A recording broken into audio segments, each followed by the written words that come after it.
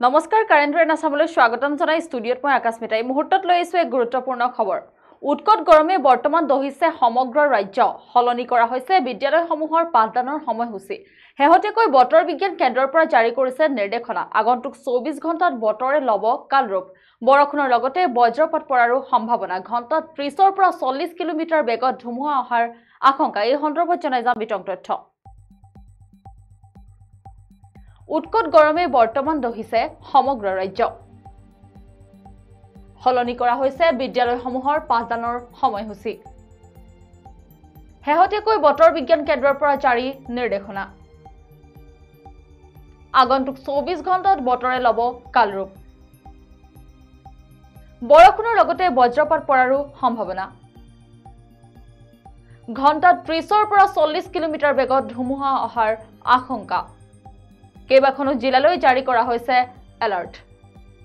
আৰু আমি জনাই গৈছো যেহেতু সমগ্ৰ ৰাজ্যত বৰ্তমান গৰমে উৎকট গৰমে দহিছে হলনি কৰিছে বিদ্যালয়সমূহৰ পাঠদানৰ সময়সূচী পুৱা 8 বজাৰ পৰা বিদ্যালয়সমূহৰ পাঠদান কাৰ্যসূচী আৰম্ভ কৰাৰ নিৰ্দেশনা জাৰি কৰিছে হেহতেকৈ বতৰ বিজ্ঞান কেন্দ্ৰৰ পৰা জাৰি নিৰ্দেশনা কৰিছে আগন্তুক 24 ঘণ্টাত হয়তো বতৰে কালৰূপ ধাৰণ কৰিব পাৰে বৰষুণৰ লগতে বজ্ৰপাত পৰাৰো সম্ভাৱনা আছে আৰু এই ক্ষেত্ৰত বতৰ বিজ্ঞান কেন্দ্ৰই নিৰ্দেশনা জাৰি কৰিছে ঝৰঝৰস্থিত যি বতৰ বিজ্ঞান কেন্দ্ৰৰ মতে যোৱা 24 ঘণ্টাত অসমৰ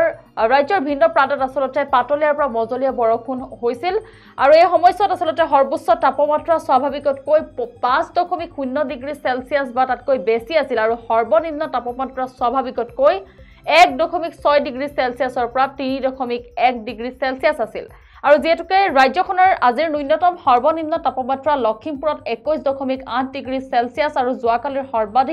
সৰ্বোচ্চ তাপমাত্ৰা মাজবাটত 39.8 ডিগ্ৰী সেলসিয়াছ ৰেকৰ্ড হৈছিল আৰু যেহেতুকে আমি জনাইছো উৎকট গৰমে সমগ্ৰ ৰাজ্যত ৰহিছে আৰু হলনি কৰিছে বিদ্যালয়সমূহৰ পাঠদানৰ সময়সূচী আৰু বৰ্তমান বতৰ বিজ্ঞান কেন্দ্ৰই নিৰ্দেশনা জাৰি কৰিছে যে আগন্তুক 24 ঘণ্টাত হয়তো বতৰে কালৰূপ ধাৰণ কৰিব পাৰে আৰু কেৱল বৰষুণে নহয় আসলতে বৰষুণৰ লগতে বজ্ৰপাত পৰাৰো সম্ভাৱনা জাৰি কৰিছে আৰু ঘণ্টাত 30 পৰা 40 কিলোমিটাৰ বেগত ধুমুহা অহাৰ আশংকা আছে আৰু 24 ঘণ্টাত অসমৰ দুই এঠাইত আসলতে ৰাজ্যৰ ভিন্ন প্ৰান্তত বৰষুণৰ সম্ভাৱনা আছে আৰু কেৱল বৰষুণে বুলি নহয় আসলতে ঠায়ে ঠায়ে বজ্ৰপাতৰো সম্ভাৱনা আছে 26 মেত দুই এঠাইত ঘণ্টাত 30 পৰা 40 কিলোমিটাৰ গতিবেগত বতাহৰ হৈতে প্ৰবল বৰষুণৰ লগতে 27 মেত ঘণ্টাত 40 পৰা 50 কিলোমিটাৰ গতিবেগত বতাহৰ হৈতে প্ৰবলৰ পৰা অতি প্ৰবল আসলতে বৰষুণ হোৱাৰ সম্ভাৱনা আছে আৰু পুনৰবাৰ জনাইছো যেহেতু বতৰ বিজ্ঞান ঝৰঝৰস্থিত যি বতৰ বিজ্ঞান কেন্দ্ৰ সতৰ্কবাণী জাৰি কৰিছে ৰাজ্যত কালৰূপ ধাৰণ কৰিব পাৰে বতৰে কালৰূপ ধাৰণ কৰিব পাৰে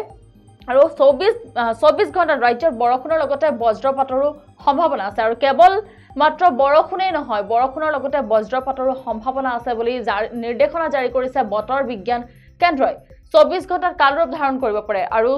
ঘণ্টাত 30 পৰা 40 কিলোমিটাৰ বেগত ধুমুহা অহাৰ আশংকা আছে 26 মেত 30 পৰা 40 কিলোমিটাৰ গতিবেগত বতাহৰ সম্ভাৱনা আছে ৰাজ্যৰ ভিন্ন প্ৰান্তত আৰু লগতে 27 মেত ৰাজ্যৰ ভিন্ন প্ৰান্তত 40 পৰা 50 কিলোমিটাৰ গতিবেগত বতাহ বৰষুণৰ সম্ভাৱনা আছে আৰু এই ক্ষেত্ৰত বৰ্তমান সতৰ্কবাণী জাৰি কৰিছে বতৰ বিজ্ঞান কেন্দ্ৰই